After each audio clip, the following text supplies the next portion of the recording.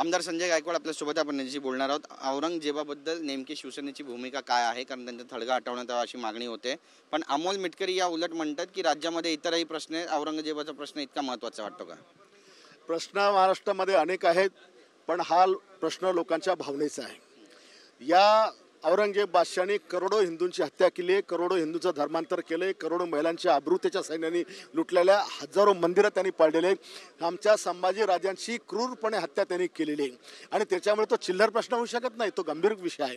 आणि म्हणून ज्या औरंगजेब बादशाहाचा कोणी महाराष्ट्रात नातेवाईक नाही, त्याचा कोणी वंशज नाही, ज्यांनी 26 वर्ष या महाराष्ट्राचा हैदोस्तानी घातला, तैस नैस या भूमीला करायचा प्रयत्न केला, लवलहान केली, त्याची कब्र महाराष्ट्रात पाहिजे कशाला?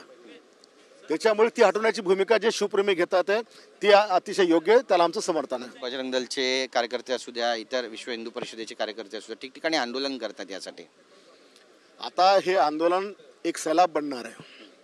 ही मागणी इतक्या प्रचंड ही केवळ एका विश्व हिंदू परिषद किंवा हिंदू संघटनापुरतं मर्यादित राहणार नाही, तर महाराष्ट्रातला प्रत्येक माणूस या विचाराने पेटून उठणार आहे आणि एक दिवस हा सैलाबचा कहर त्या कबरीवर कोसळणार आहे। अमोल मिटकरी यांनी जे वक्तव्य केलं ते तुम्हाला पटण्यासारखं आहे का? आम्हाला अशी कुठली वक्तव्य आम्हाला पटत नाही। आम्ही शिवप्रेमी आहोत, शिवभक्त आहोत आणि आम्ही शिवरायांच्या विचाराने चाललो, त्याच्यामुळे आम्हाला त्यांच्या मताशी आम्ही लोक सहमत नाही आहे। सगळ्यात महत्त्वाचा विषय म्हणजे देवेंद्र फडणवीस यांची देखील तुलना औरंगजेबशी करतायत काँग्रेसचे प्रदेशाध्यक्ष हर्षवर्धन सपकाळ।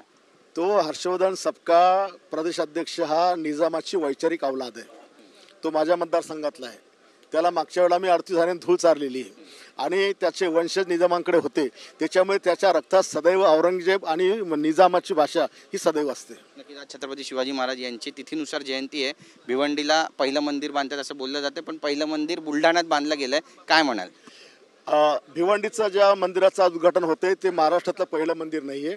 पहिलं मंदिर महाराष्ट्रातलं मी बुलढाण्यामध्ये उभारलं 2.5 कोटी रुपये खर्च करून आणि त्याचा लोकार्पण सोहळा 2 DCM आणि 1 CMच्या माध्यमातून झालेला आहे। सगळ्यात महत्त्वाचा विषय म्हणजे सुप्रियाताई सुळे आता म्हणतात की 5 महिन्यामध्ये आणखी एका मंत्र्याची विकेट पडेल, त्यांचाही राजीनामा होईल।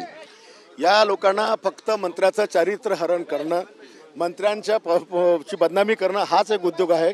त्यांना जनतेचे प्रश्न मांडायकरता विरोधी पक्ष असतो, तो करत नाही आहे। यांना फक्त दाखवायचं की हे किती भ्रष्ट आहे, आम्ही कसे काढू शकतो, हाच यांचा उद्योग आहे। नक्की सामनातून आज ज्या पद्धतीने लेख लिहिण्यात आला यावर तुमची प्रतिक्रिया?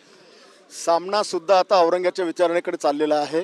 ज्या बाळासाहेब ठाकरेंनी सामनातून कडवट हिंदुत्वाचे आसूड लोकांवर ओढले, सत्ताधाऱ्यांवर ओढले, राज्यकर्त्यांवर ओढले, आज त्याच सामनामध्ये ज्या औरंगजेबाने 26 वर्ष कौर्याची परिसीमा गाठली, ज्यांनी संभाजीराजांची हत्या घडली, आता त्या कौर्याला हे शौर्य म्हणून त्याची कब्रचं उदात्तीकरण करता, पुष्टीकरण करतात। म्हणजे तुम्ही संभाजीराजांची हत्या करण्याला शौर्यवान म्हणता तुम्ही, आणि म्हणून ही त्यांची जी काही पेपरमध्ये जे आलं हे अतिशय औरंगजेबाचं आणि निजामांचं पुष्टीकरण करणारं त्यांचं हे लिखाण आहे।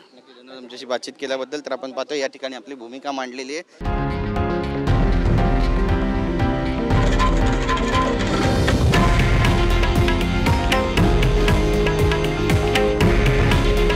हे आहे देशातील नंबर 1 न्यूज नेटवर्क आणि आपण पाहत आहात TV9 मराठी। काळजी तुमची, हित महाराष्ट्राचं।